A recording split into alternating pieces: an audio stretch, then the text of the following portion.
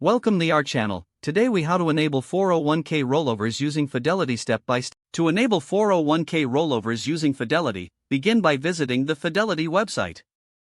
Log in to your Fidelity account. If you don't have an account, you'll need to create one.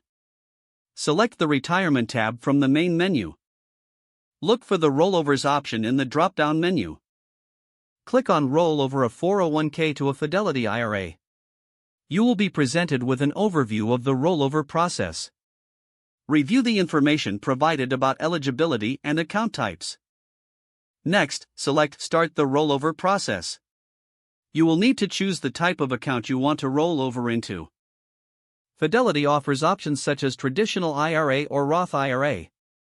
After selecting an account type, click on Continue. Provide details about your existing 401k plan.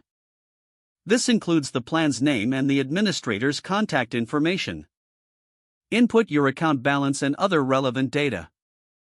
Fidelity may require you to upload documents from your current plan. Follow the prompts to complete this part of the process. Next, you'll have to choose how you want to fund your new Fidelity account. Select between a direct rollover or an indirect. For a direct rollover, Fidelity will contact your current provider to initiate the transfer.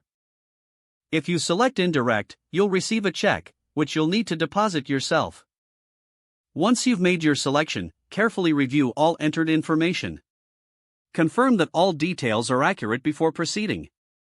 Click on Submit to finalize your rollover application. You will receive a confirmation email once your request is processed.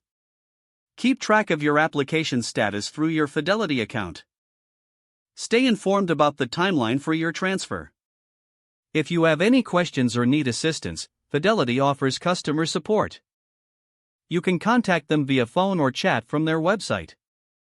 If the page does not load, refresh the browser or try again in a private or incognito window.